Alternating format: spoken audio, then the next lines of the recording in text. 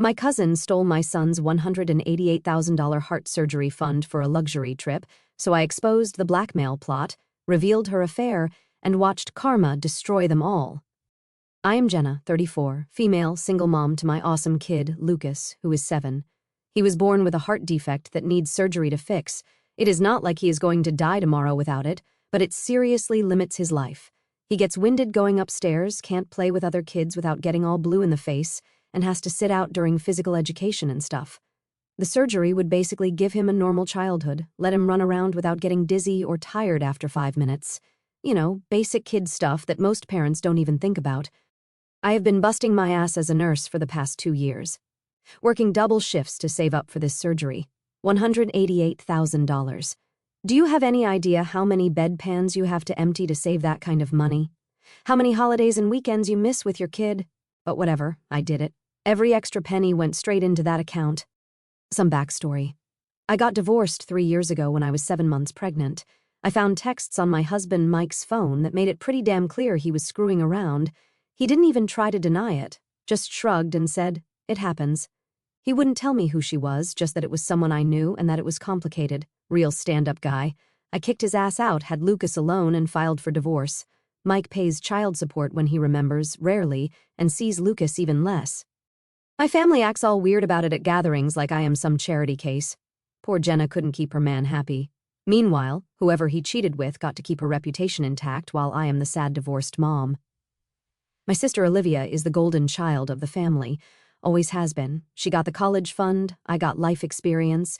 Her wedding cost more than my car. She's a pediatrician married to James, a finance bro with the perfect house in the perfect neighborhood and their perfect kids. Our parents think she shits rainbows. Anyway, my cousin Amber moved in with Olivia about 6 months ago. After some bad breakup, she started coming over to my place all the time, playing with Lucas, bringing him little dollar store toys. I thought it was nice of her. She kept asking about the surgery, when it was scheduled, which hospital, how much it cost.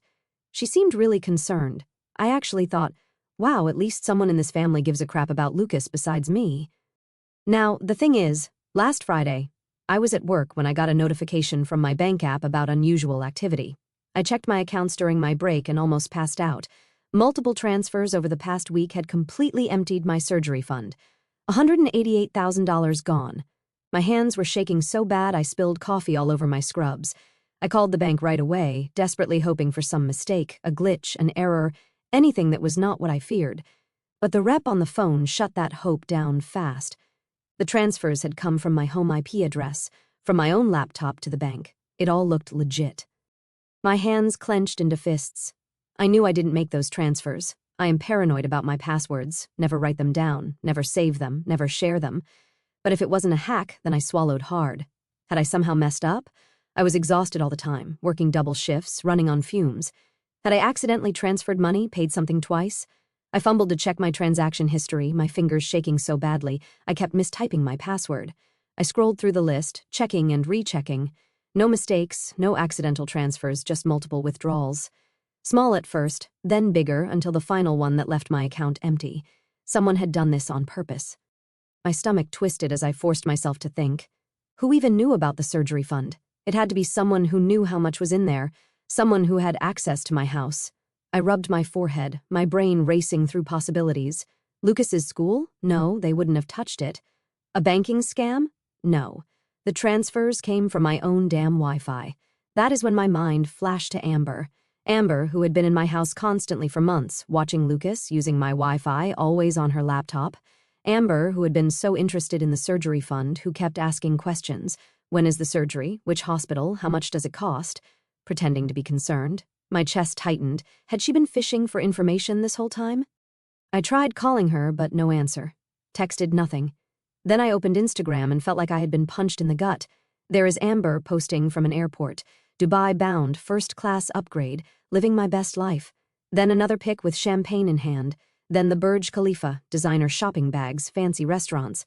My blood started boiling. I knew for a fact she didn't have that kind of money. She had been unemployed for months.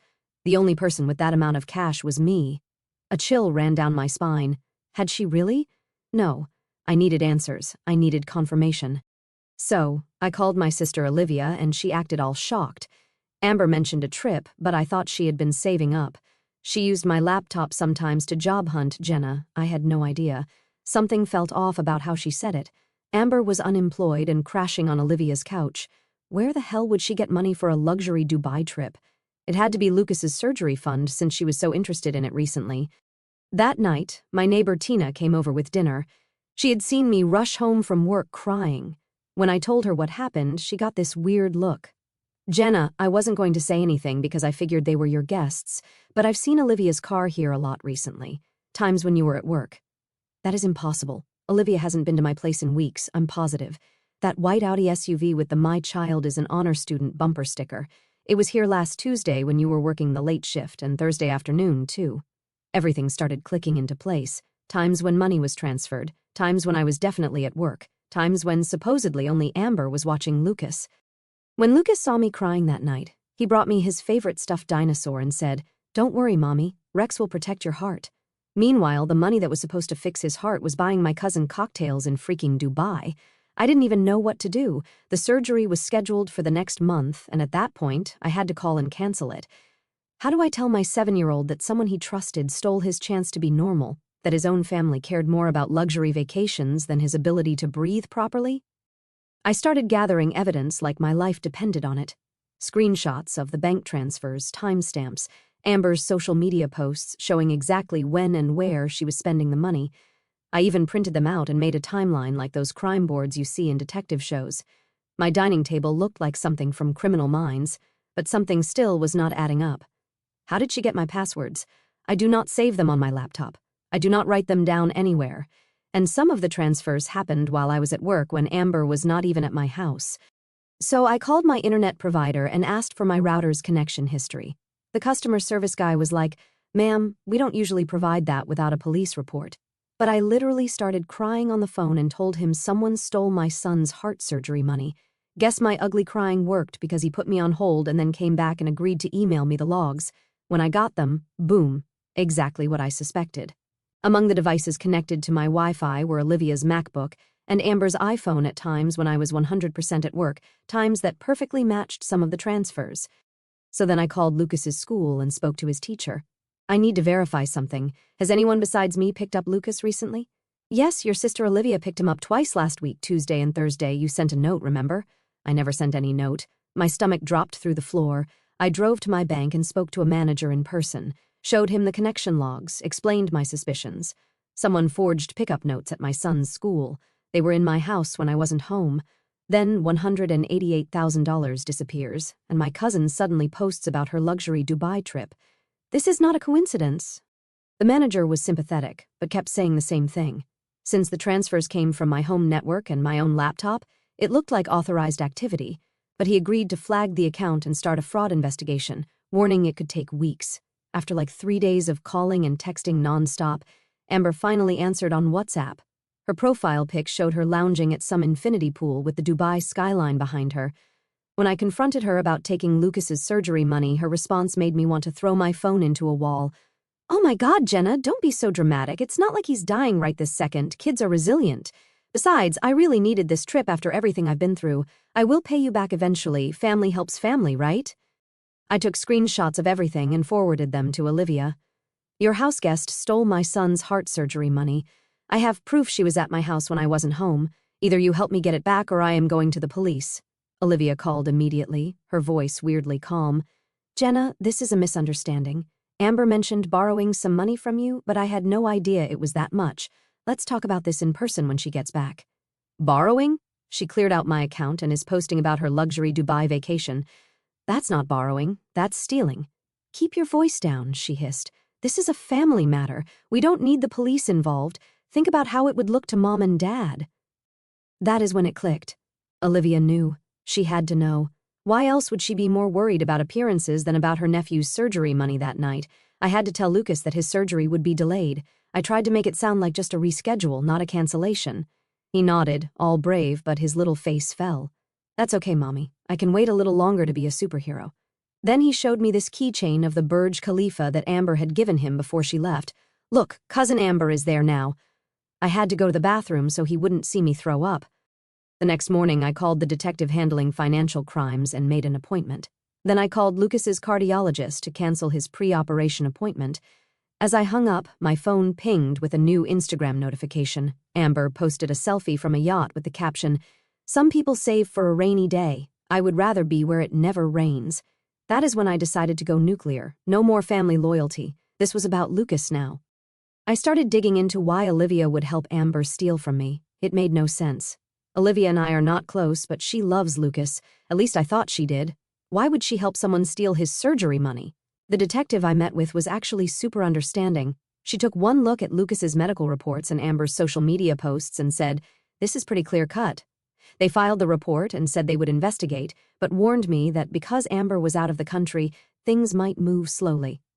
Then the family drama exploded. Somehow Olivia had already gotten to our parents, spinning some bullshit story about how I had promised to help Amber restart her life, and now I was going back on my word. My mom called, her voice all tight with disappointment, not at Olivia or Amber, but at me. "Why are you making such a fuss? Amber said you offered to help her. She's family, Jenna." "Lucas is family too, Mom. That money was for his heart surgery." "Well," she hesitated, "Olivia mentioned you have been making some questionable financial decisions lately. Are you sure you are not just looking for someone to blame?" There it was, the golden child's word against mine, and I was already guilty in their eyes. Story of my fucked up life. But this was not about me anymore. This was about Lucas. If they were not going to believe me outright, I just had to make sure the truth was so undeniable that even Olivia couldn't weasel her way out of it. So, I decided to play detective and figure out why Olivia would help Amber steal from me. I spent a night going through old emails and stuff on my laptop looking for clues. That is when I found something weird, an email confirmation for a hotel booking from back when I was still with Mike. It was forwarded from his email to mine, but I had zero memory of this. The date caught my eye. It was exactly 1 week before I caught him cheating when I was 7 months pregnant. I called the hotel on a hunch. "Hi, I'm trying to confirm an old reservation. It would have been under Mike or Jenna Thompson." After some back and forth, the clerk confirmed, "Yes, Mr. Thompson stayed with us for 2 nights. Would you like the full folio, please? It looks like there were room service charges for 2 people, breakfast, dinner, and several bottles of champagne." Pain. My heart was racing. Was there a name for the second guest? "I am sorry, we don't keep that information for that long." I thanked her and hung up, mind spinning. Then I remembered something. Mike had an old iPad he left behind when he moved out. I had shoved it in a closet, not wanting any reminders of him. I dug it out, charged it up, and found it was not password protected. The Photos app was still logged into his iCloud. I scrolled back 3 years, and I swear to God, I almost had a heart attack. There were photos of Mike and Olivia together in a hotel room kissing. The timestamps matched the hotel stay, all when I was 7 months pregnant with his child. My sister, my own damn sister, had been sleeping with my husband while I was pregnant. Suddenly, everything made sense. The mysterious woman he wouldn't name. The way Olivia had been weirdly distant during my pregnancy.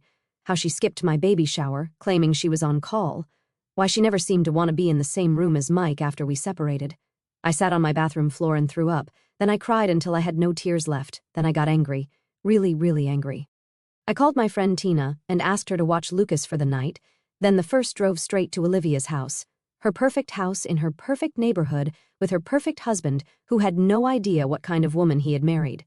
James answered the door, surprised to see me. "Jenna, everything okay? You look. I need to talk to Olivia now." Olivia came to the door, hair perfect, clothes perfect, smile perfect until she saw my face. "James, can you give us a minute?" she asked, her voice tight. When he left, I held up my phone with the photo of her and Mike displayed. "Is this why you helped Amber steal Lucas's surgery money? Blackmail? She found out about you and Mike?" The color drained from her face. She grabbed my arm and pulled me outside onto the porch, closing the door behind us. "Keep your voice down," she hissed. "It was not like that." "Then what was it like, Olivia, screwing my husband while I was pregnant? Was that like family helping family?" "It was a mistake," she whispered, full-on crying now. "A terrible mistake. Mike was persistent. I was weak. It only happened a few times. A few times while I was carrying his child." Amber found those photos on Mike's old Facebook messages when she was using my laptop. "She threatened to show you, to tell James, to tell everyone." I panicked. "So you helped her steal from my son instead? Your own nephew? She promised she would only take a little, just enough for a vacation to clear her head. She said she would pay it all back before you even noticed." "I swear, Jenna, I didn't know she would take everything." I laughed, but it came out more like a sob. "And you believed her? The unemployed cousin crashing on your couch who suddenly needed a luxury Dubai vacation?" Olivia wiped her tears, trying to look composed. Please, Jenna, if this gets out, it will destroy my marriage, my career, everything. You should have thought about that before you slept with my husband, before you helped steal my son's surgery money. Olivia opened her mouth like she wanted to argue, to spin some excuse, but nothing came out. She just stood there defeated, tears streaking her perfectly made-up face. I shook my head, feeling nothing but exhaustion. I am done, Olivia, done covering for you, done being the one who loses so you can keep your perfect life. I turned and walked away before she could respond, slamming the door behind me. The next morning, my phone blew up with texts from her. I've been trying to reach Amber. She's not answering. Please give me more time. I will take out a loan if I have to. Jenna, please talk to me. I ignored them all, done with the talking, done with the excuses, done being the family doormat. I just focused on documenting everything for the police. Bank statements, router logs, forged school pickup notes, social media posts, and yeah, the photos of Olivia and Mike because they showed motive. Meanwhile, Amber kept posting from Dubai, completely clueless about the shitstorm waiting for her back home. Designer shopping bags, spa treatments, yacht cruises. Then came a post that made me see actual red. A selfie at the Burj Khalifa with the caption, taking in the views from the top. Some people wait their whole lives for experiences like this. I decided to seize the moment instead. No regrets. While my son had to sit on the sidelines watching his friends play the game he had been dreaming of joining, while I had to look him in the eyes and cancel the surgery that was supposed to change his life, while I swallowed my pride and picked up even more shifts, knowing that every extra hour meant missing another bedtime story, another moment I would never get back, I was not going to let them get away with it. Not this time. I gathered every shred of evidence like I was building a case in court. Bank transfers, Amber's smug vacation posts, screenshots of her messages dripping with entitlement, and then I did what they never expected. I hit send. The album went to just a few trusted family members. My Aunt Carol, the only one who had never worshipped the ground Olivia walked on, my Uncle Robert, who saw through the Golden Child Act years ago, and my grandparents, the only people in this family who still had a sense of right and wrong. I didn't include the photos of Mike and Olivia. Not yet. That was my nuclear option, but make no mistake, I was not just playing defense anymore. It spread like wildfire. Within hours, family members started commenting on Amber's posts. Nice bag. Is that what you bought with your cousin's son's heart surgery money? And how's the view from that moral ground? Olivia called, completely hysterical. What have you done? The whole family is texting me asking if I knew about this. Did you? Did you know, Olivia? I told you. She said she was just borrowing a little. $18,000 is not a little, Olivia. That is 2 years of my life. That is Lucas's chance at a normal heart. I will fix this, she said, sounding desperate. I am taking out a loan tomorrow. I will replace the money, all of it. Just please don't show those photos to James. Don't tell anyone else about Mike and me. Get the money back, then we will talk. Amber finally realized the heat was on when family started tagging Dubai authorities in her posts. She suddenly went private, then offline completely. My aunt texted that she was trying to book an early flight home. Then I got a call from a number I didn't recognize. It was James, Olivia's husband. Jenna, it is James. I need to ask you something and I need you to be honest. My heart sank. Had Olivia told him? Was he calling to yell at me? Is it true that Olivia helped Amber take Lucas's surgery money? I hesitated. Yes, the evidence points that way. She admitted it to me. There was a long silence. Then why would she do that? It doesn't make sense. Olivia loves Lucas. I closed my eyes. This was it. I didn't give a damn about what would happen next. They destroyed my whole life. James, there is something you should know, something I just found out myself. I took a deep breath. 3 years ago, when I was pregnant with Lucas, Olivia and Mike were having an affair. The silence on the other end was deafening. Amber found out somehow, I continued. She was using it to blackmail Olivia. That is why Olivia helped her access my accounts. His voice, when he finally spoke, was barely audible. How do you know this? I found photos on Mike's old iPad. I need to see them, he said. I sent them while we were still on the phone, heard his sharp intake of breath when he opened them. I will call you back, he said, and hung up. 2 hours later, I got a notification. $188,000 deposited into my account. I stared at the screen, my hands shaking. For a second, I thought it was a mistake, some glitch in the system. But then I saw the sender, James. I burst into tears, a mix of shock, relief, and sheer confusion crashing over me all at once. Why would he do this? He didn't owe me anything. If anything, he had every reason to hate Olivia, to walk away from this whole mess and let her deal with the fallout on her own. But instead, he replaced the money she helped steal from my son. My hands trembled as I typed out a message. James, why? A few minutes later, my phone buzzed. Because Lucas shouldn't have to suffer for their mistakes. And just like that, someone in this family finally did the right thing. But not everyone was so lucky. Amber landed back in the United States yesterday to find police waiting at the gate. My aunt, who works at the airport, said she made a huge scene, crying about how it was all a misunderstanding, how I had given her permission to use the money. The officers were not buying it. She got released on bail her parents paid with orders not to leave the state. They took her passport. Welcome home, bitch. The news somehow got picked up by a local station. Local nurses' child surgery fund stolen for luxury Dubai vacation made the evening news. They didn't name names, but everyone in our circle knew exactly who they were talking about. Amber's parents, my Aunt Susan and Uncle Dave, showed up at my apartment yesterday. Susan was ugly, crying. Dave looked like he had aged a decade. We had no idea. Susan kept saying, "We thought she had been saving for this trip. She told us it was her fresh start after the breakup." Dave handed me a cashier's check. "We mortgaged our house. It is not the full amount, but it is a start. We will pay back every penny, Jenna, with interest." I looked at the check, $155,000. Combined with James's $188,000, we now had more than enough for Lucas's surgery. "James already replaced the money," I said. "Lucas's surgery is back on schedule for next week. This can go toward his college fund," Dave said, "or whatever else he needs. Amber will pay us back for it." Susan wiped her raccoon eyes. "Is she going to jail? I don't know. That is up to the prosecutor, but I am not dropping the charges." They nodded, actually understanding. "We wouldn't expect you to," Dave said. "She needs to face consequences, real ones, not just us grounding her like she is still 16. As they were leaving, Susan turned back. "Is it true about Olivia and Mike? Word travels fast, huh?" I just nodded. "All this time," she sighed, "and we all blamed you for the divorce. I am so sorry, Jenna." Meanwhile, the nuclear fallout with Olivia continues. James moved out and filed for divorce the same day he saw those photos. He is staying at his parents' with their kids while his lawyer prepares to take her to the cleaners. Olivia showed up at my door last night, eyes swollen, looking like she had been dragged through hell, and honestly, good. She deserved worse. "James is leaving me," she croaked.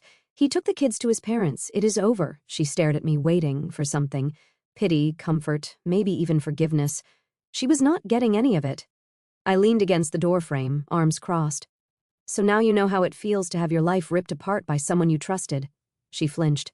"Jenna, I made a mistake with Mike, with Amber, with everything. I'm so sorry." I let out a cold laugh. "Oh, I know you are sorry. Not because you hurt me, not because you stole from Lucas. You are sorry because you got caught. If Amber had kept her mouth shut, if James never saw those photos, you would still be sitting pretty, wouldn't you?" Tears slid down her face. "Please, I need to know what happens now. Are you going to tell Mom and Dad? Everyone?" I tilted my head. "Tell them what? That their golden child is not as perfect as they thought? That she helped a thief rob her own nephew? That she was screwing my husband while I was pregnant? Trust me, Olivia, you don't need me to destroy your life. You already did that all by yourself." Her shoulders sagged. "And us? You and me?" I looked at her, really looked at her, and saw nothing but a stranger. Whatever bond we had was already dead, buried under years of selfishness, lies, and betrayal. "There is no us anymore, Olivia," I said flatly. Then I shut the door in her face. The family drama exploded at Grandma's 80th birthday dinner. I almost skipped it, but Aunt Carol insisted, "Hold your head high, you did nothing wrong."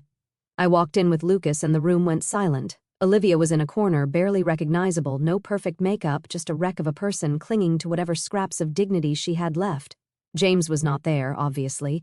My parents were suddenly acting extra nice to Lucas, as if overcompensating for every time they doubted me. Then Amber walked in with her parents. She dyed her hair like that would erase the shame attached to her name. Several relatives just stood up and left the moment they saw her. Lucas tugged on my hand, looked right at Amber, and in the loudest, most innocent voice asked, "Is that the lady who took my heart money?" The room went dead silent. Amber burst into tears and ran out. Several people actually slow-clapped as she left. Olivia slipped out after her, but not before my dad, who has barely said 2 sentences to me since this all started, stood up and said, "Don't bother coming back tonight, Olivia." I had never heard him speak to her like that in my entire life. Grandma patted the seat next to her pointedly, leaving Olivia's usual spot empty. As I sat down, Grandma took Lucas's hand in mine and said loud enough for everyone to hear, "Family doesn't steal from family. Anyone who thinks otherwise isn't welcome at my table."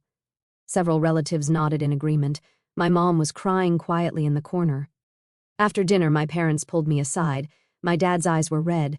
"Jenna, we failed you. We always believed Olivia because it was easier. We were wrong, so wrong." He could barely look at me. Mom just hugged me and whispered, "I am so sorry," over and over. Too little, too late maybe, but it felt like something had finally broken through. Like they were seeing me, really seeing me for the first time in years. When Lucas and I got home, I tucked him into bed and he asked, "Is everyone mad at Aunt Olivia and Cousin Amber because they took my heart money?" "Yes, buddy," I said. He thought about this for a second. They must be really sad people to do something so mean. Out of the mouths of babes, right? This 7-year-old with a broken heart has more emotional intelligence than both of them combined. Lucas's surgery is scheduled for Monday. His little calendar has a big red heart drawn on the date, and he keeps telling everyone his special heart day is coming. I am terrified, but hopeful. The nurse in me knows all the risks and complications that could happen. The mom in me just wants her baby to be able to run and play without his lips turning blue. I was very busy with Lucas's surgery and recovery. I can't believe this saga is finally coming to an end, and I just wanted to share how everything turned out. Lucas's surgery was a success. The surgeon said it went even better than expected. His little heart is working properly for the first time in his life. He was in the hospital for 5 days, and watching him recover has been the most incredible thing. He is breathing better already. The doctor says in a few weeks he will be able to run and play just like any other kid. The surgery waiting room was interesting. My parents showed up, both looking like they had aged 10 years. Amber's parents came by with flowers and left quickly. A few nurses from my floor stopped in during their breaks. Even James came by briefly to check on Lucas.